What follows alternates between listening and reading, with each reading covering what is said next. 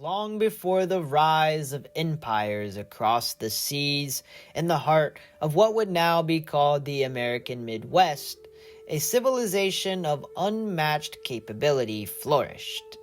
These were the people of the Hopewell culture, an ancient society and people whose profound influence reverberates through time, leaving us with questions that stir the imagination every day, often leaving us with more questions than answers themselves. And over 2,000 years ago, while Rome stood at the height of its power, the Hopewell people were shaping the land in ways that were as artistic as they were incredible. Spanning from the shores of the Great Lakes to the Gulf of Mexico, and from the Appalachian Mountains to the Missouri River, their civilization was a web of interconnected communities, all tied together by an intricate system of trade, spiritual practices, and the construction of breathtaking earthworks. Now, the name Hopewell may seem familiar to most of us today, but it's not a term that these people ever would have used themselves, of course. It was coined in the 19th century when Captain Mordecai Cloud Hopewell, a landowner in Ohio, inadvertently gave this name to the mounds that would become the gateway to understanding their civilization. And I must say, what a pretty badass name. I mean, come on. Mordecai Cloud Hopewell. And he's a captain? I mean, come on, who could have been a better person to give these people a name? It was their earthworks that set them apart as true visionaries. Imagine yourself as an ancient person moving millions of cubic feet of earth using only wooden and stone tools and mainly woven baskets to create massive geometric shapes, things such as squares, circles, and octagons, some of which stretched across hundreds of acres, which is incredible. These weren't just piles of dirt. They were precision-crafted monuments as well that aligned with the stars and the cycles of the sun and the moon, which shows a profound understanding of celestial mechanics and agricultural mechanics. These earthworks were gathering places, ceremonial sites, and perhaps even some sort of political center where people from distant lands would have converged to trade, celebrate, and enact different rituals of sorts. And speaking of trade, the Hopewell's exchange network was nothing short of extraordinary, and from their epicenter in Ohio, they traded far and wide, acquiring treasures from across North America, treasures like copper from the Great Lakes, mica from the Carolinas, shells from the Gulf Coast, and obsidian from the infamous Yellowstone itself. All of these materials flowed into their ancient hands, and in return, they created works of art that stunned the very senses of us modern people today. And their greatest treasure might have been their spiritual life. Though much of it remains a mystery, the careful arrangement of grave goods, things such as intricately designed pottery, elaborate pipes, different copper ornaments, and other really, really cool artifacts, speaks to a people deeply connected to both the natural world and the spiritual realm, if you will. And their belief system was rich and complex, so rich and complex, in fact, that we really don't understand it from a modern perspective. And it probably in some way, at least in my opinion, intertwined the sacred, if you will, and the earthly, if you will, in ways that we can only begin to understand. And alas, like all great civilizations, you'll notice in this documentary that the Hopewell culture did eventually fade. And by roughly 500 AD or so, their grand ceremonial centers would have eventually been abandoned, and the far-reaching trade routes that they once controlled began to fragment, and new societies began to pop up and emerge, like the Fort Ancient culture and the infamous Mississippian culture. And these cultures rose to prominence, which marked the end of a Hopewell era that we know of, but it did ensure that their influence would live on in ways that we really still don't understand fully. So we can only consider it a foundational aspect that they left behind for their successors. The Great Hopewell Earthworks. Rising from the fertile plains of the Ohio River Valley, the earthen monuments of the Hopewell stand as silent witness to an extraordinary feat of ancient engineering. These are not mere mounds of earth, but carefully planned geometric forms that have survived over 2 millennia of wind, rain, and human activity.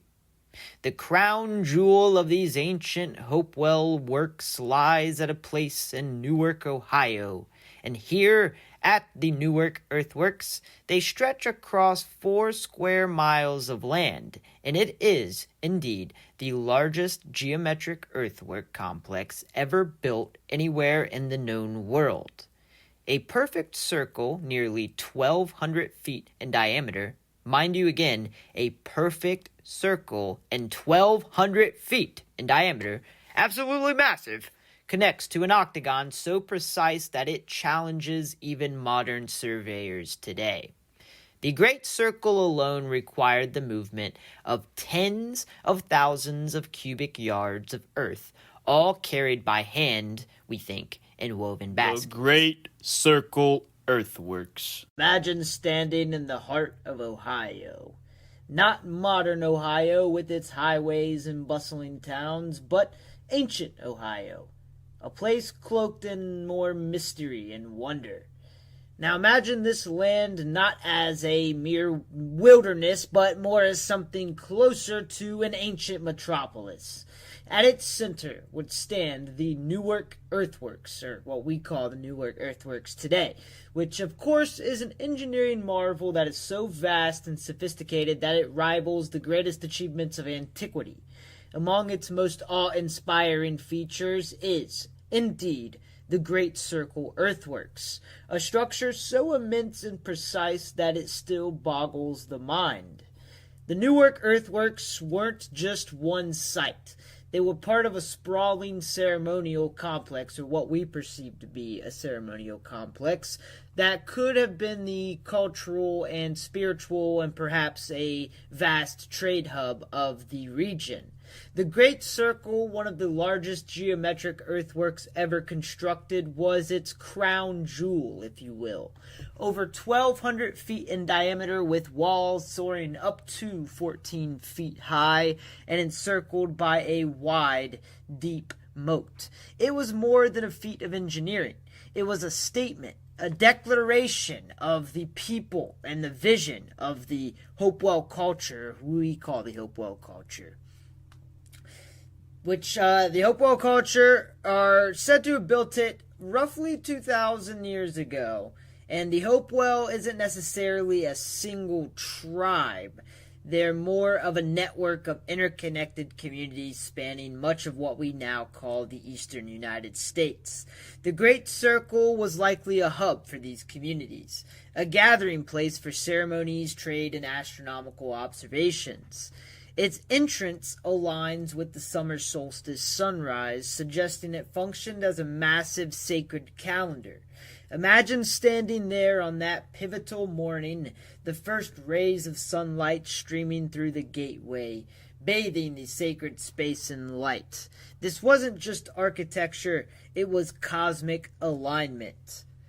Constructing something of this scale required moving untold tons of earth, all without metal tools that we know of, though they may have had some copper tools. They certainly didn't have any wheels that we know of, or they also didn't have any, how would you say, maybe beasts of burden, things like horses and cattle and that sort of thing. They didn't work with animals like that. The Hopewell, as we know, used different wooden spade tools, different stone tools, and primarily woven baskets to achieve a level of precision that would challenge modern engineers. And this wasn't an isolated effort either. Surrounding the Great Circle are other geometric formations, including octagons, squares, and elongated avenues. Together, they form a network of earthworks that spread across miles, connected by different trails and different waterways. These weren't merely practical paths, they were symbolic arteries, linking communities and sacred sites in a cultural tapestry. But the Newark Earthworks were more than just meeting places. They were also, like I said, nodes in a vast trade network. Artifacts found at these sites include copper from the Great Lakes, mica from the Appalachian Mountains, and shells from the Gulf Coast. These weren't just trade goods either, they were symbols of connection, items imbued with spiritual significance upon the greater region, what is now called the United States. The Hopewell weren't isolated. They were part of a vibrant exchange of ideas, goods, and beliefs, and the Great Circle stands as a testament to their vision, a vision that saw the world as interconnected. Yet for all its grandeur, the Hopewell culture did eventually fade or perhaps evolve into a new set of cultures. The reasons do remain unclear, as their disappearance is pretty debated upon, which is why I speculate that it just simply evolved. But was it potentially, did it evolve because of climate change? Was there internal conflict? Was there potentially a disease that we don't know about? One thing's for certain, though, is that their decline does still leave behind that questions that we're still trying to answer to this day. Hopefully one of you guys will be able to answer it one day. The Great Circle and its companion earthworks do become overgrown now, their purpose now forgotten by the time European settlers had arrived.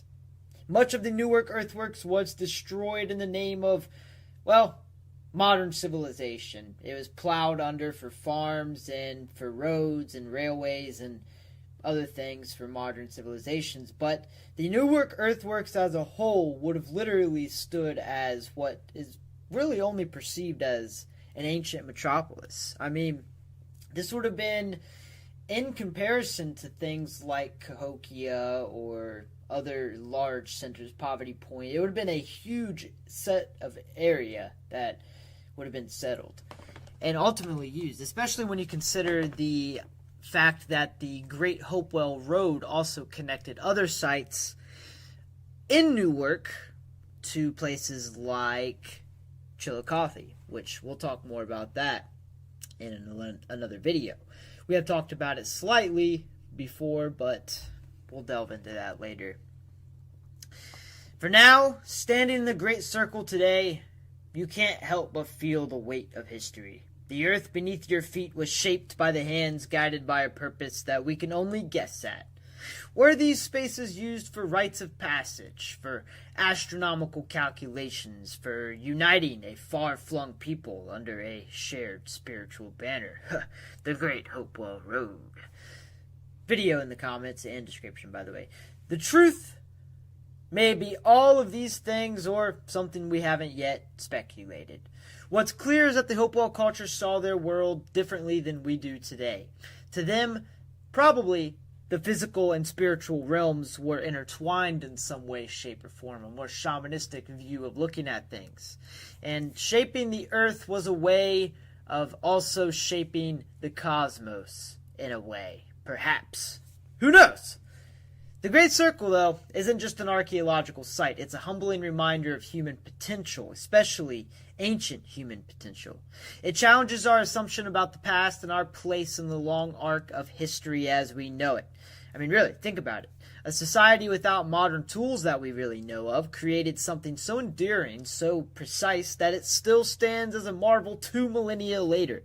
Potentially older than that, we don't really know.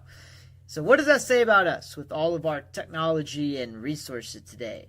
How will our monuments fare in 2,000 years? Will perhaps our skyscrapers and satellites inspire awe, or will they crumble into obscurity, leaving the future generations, our descendants, to puzzle over our dreams and ambitions? The Great Circle forces us to confront these questions. It's a call to humility, a reminder that no society is invincible, and a testament to the enduring power of vision and collaboration. It's easy to dismiss ancient peoples as primitive, but standing in the shadow of the Great Circle, you realize how misguided that notion truly is. These were people who dreamed big, who saw the universe in every grain of sand, and who believed that the shaping of the earth could bring them closer to that of the divine. Well, we think. Mound City of Chillicothe. Each mound held elaborate burial offerings, things such as copper headdresses, obsidian blades, and intricately carved pipes. One mound alone contained the remains of a great ceremonial structure, burned and carefully buried with over 200 expertly crafted pipes, each depicting a different animal with remarkable accuracy. Deep in the Scioto River Valley of Ohio, hidden beneath layers of earth and time, lies a site of profound mystery, Mound City. Here the land has been shaped with precision, and it's transformed into something far beyond natural formations. Every ridge, every embankment speaks of purpose. But what that purpose truly was remains a question now lost to the ages. Who were the minds behind these monumental earthworks, and more intriguingly, what drove them to construct such a place? For decades, conventional wisdom has labeled Mound City as a ceremonial burial site, and we'll put that in quotations, of course, a sacred ground where the dead were laid to rest. And yet, the deeper that we look and delve into these mounds and earthworks, the more this explanation begins to fray. And we're not necessarily dismissing this explanation entirely, but perhaps the mounds were used for multiple purposes. The mounds themselves are arranged with a precision that suggests something far greater than simple interment. The entire complex is a nearly perfect square, and it's aligned with an accuracy that speaks of an advanced knowledge in geometry, astronomy, architecture, and engineering. This was not a mere coincidence. This was in design, really. Excavations have revealed that within these earthworks lay far more than human remains. Artifacts of stunning craftsmanship. Ancient artifacts of stunning craftsmanship. Finely worked copper plates, effigies of different animals and human figures who we often assume are gods in some way, shape, or form. Obsidian blades traced back to volcanic sources in what is now Yellowstone. These materials would have, of course, traveled very vast distances, carried by hands that moved through an expansive trade network spanning the entire North American continent. Mound City, it seems, was a hub of commerce in this trade network, a meeting grounds for trade of different materials of materialistic value, and also with that, ideas and belief systems that likely spread throughout the region because of this trade network. But trade alone does not explain the deeper significance of Mound City, in my opinion. Beneath the largest mounds, remnants of wooden structures emerge, layered and burned, built and rebuilt. Were these places of council, perhaps? Perhaps they were temples that were devoted to celestial observations, or perhaps it was just a simple structure that existed during when they existed, really. Or perhaps it was used in some sort of interment ritual. Who knows? There really is a lot of different ideas with these wooden structures, but evidence suggests that the builders may have used the site to track the movements of the sun, the moon, and the stars, which would of course played a crucial role in both their hunting patterns and their agricultural patterns. Now, aligning their lives with the rhythms of the cosmos was it a sacred knowledge, or was it a practical knowledge? That's really the question. And I'm of the assumption that it was both. I truly think that, a lot of times modern archaeology and modern research attributes these sites to a very sacred purpose, and I don't disagree with that by any means. I do think that these were sacred sites, but I do think that we overlook the practical use case of some of these mounds and some of these sites, because you got to think, if they were tracking the sun and tracking the pattern of the stars, they were very in tune with the seasons, which would of course played a crucial role in agriculture, which is how these societies really thrived. Now, consider the shape of Mound City. Its symmetrical embankments, its measured gateways, these features bear striking similarities to other ancient sites across the world, where earth and stone were arranged not just for ceremony but for functionality. Could these mounds have served as a form of encoded knowledge, a way of preserving information across generations to come? The placement of certain mounds appears to correlate with significant astronomical events, such as solstices, lunar standstills, and moments where the heavens align in ways that may have dictated planting cycles, migration patterns, or perhaps other religious ceremonies that are tied in with these patterns and cycles. And again, one of the most mysterious aspects, again, of this site is the repeated burning of wooden structures before their burial. Now, this would suggest a deliberate act in some sort of burial ceremony or interment ceremony, and it's still one that scholars have struggled to fully explain because we can't confirm that these were used for ceremonies, but the fact that they were interred in a way would suggest that they were used in a ceremony, perhaps used as a way of cremation, or perhaps a structure that houses the dead as perhaps a crypt, if you will, a log crypt. But there's also, again, there's different types of mounds. So some of these mounds could have had structures on top of them, most certainly. And again, they probably would have played some sort of role in the astronomical observations. Now, there's also the question of energy and of movement. Across history, sites of great spiritual or practical importance tend to align along ancient pathways, what some call ley lines, corridors of unseen significance that stretches across the landscapes. Mound City sits within a dense cluster of similar sites, earthworks stretching across Ohio, connected in ways that suggest some sort of coordination, an understanding of land and space that defies the notion of an isolated people. Could it be that Mound City was part of something greater, a network of sacred sites, a prehistoric infrastructure, if you will, that functioned as both spiritual sanctuary and center of exchange and practicality? The Hopewell culture flourished, leaving behind a legacy of intricate artwork, masterful craftsmanship, a lost religion, and sprawling geometric formations left in the earth. But then they mysteriously vanished. The great mounds and earthworks were abandoned. The trade routes that once pulsed with movement seemingly fell silent. Why? Why exactly did this happen? What force drove them to leave?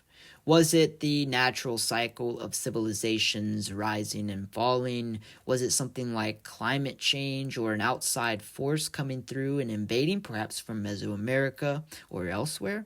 Was it something like disease, or was it something even more enigmatic, something we have yet to realize, perhaps a great migration of sorts, a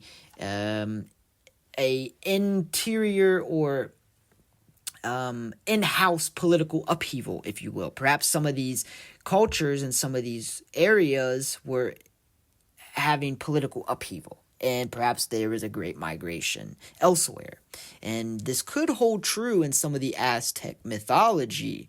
There is some interesting mythology about the Aztec people that indicates that perhaps they came from the north. So, perhaps we will never fully understand the minds that shaped the Mound City. Perhaps its true significance is something we are not ready to grasp. But one thing is certain: the people who built this place were not primitive. They were not simple. They were engineers, astronomers, architects, agriculturalists, really scientists of the earth and the natural world. And if we listen closely, if we open our minds to the possibility, perhaps Mound City will begin to speak once more. The Hopewell Mound Group. In North America, The Hopewell Mound Group was constructed by the Hopewell culture between approximately 200 BC and 500 AD. These massive earthworks were more than just burial mounds. They were probably centers of ritual, celestial observation, and, of course, the long-distance trade hubs. It reveals a civilization far more sophisticated than mainstream will believe. The Hopewell Mound Group was among the largest and most intricate of all known Hopewell earthworks, covering over 100 acres of land. This vast enclosure consisted of geometric embankments, circular and rectangular formations, and of course the towering mounds that we still marvel at today, some stretching nearly 30 feet high, and we can only safely assume that they would have stretched higher in their heyday. These structures weren't placed at random. The precise orientation of the walls and mounds suggests an advanced understanding of mathematics, astronomy, and what we can only deem sacred geometry. But what purpose did these earthworks exactly serve? Were they solely burial sites, or did they hold a deeper cultural significance? The answer appears to be both practical and spiritual. First and foremost, the mounds were ceremonial centers. Archaeological evidence suggests that large gatherings did take place here, possibly for some sort of religious ritual or some sort of social bonding, or perhaps even more political ideas like trade negotiations and things like this. Some believe the mounds functioned like different pilgrimage sites, drawing people from across the region for major ceremonial events. So it most certainly would have been a political influence in some way, shape, or form. Second, the Hopewell earthworks were also astronomical markers. The Hopewell appear to have been keen observers of the sky, aligning their mounds with celestial bodies such as the moon, the sun, and the stars. The orientation of certain walls and pathways seems to correspond with solstices and lunar cycles, much like other ancient sites across the world, such as Stonehenge or the Mayan pyramids. This suggests that the Hopewell may have used their earthworks to track time, to mark seasons, and conduct different rituals based on said tracking time and marking seasons. Trade was, of course, another key component of the Hopewell culture, and the mounds were at the heart of it all. Archaeologists have discovered artifacts within these earthworks made from materials that originated thousands of miles away. Obsidian from the Rocky Mountains, copper from the Great Lakes, mica from the Appalachian Mountains, and even marine shells from the Gulf of Mexico. And such findings indicate a very expansive trade network, allowing the Hopewell people to exchange goods, ideas, and spiritual beliefs across vast distances. Yet the mounds also served as places of burial and reverence for the dead, which indicates a deep religious aspect, of course. Inside these mounds, archaeologists have unearthed elaborate tombs, some containing beautifully crafted artifacts, different ceremonial weapons and armor pieces, and intricate effigies carved from stone and bone. These items were not just buried haphazardly. They were deliberately placed in ways that reflect a highly structured and ritualistic belief system, so we think. Perhaps an early form of ancestor worship or a way to ensure the deceased's journey to the afterlife, so we think.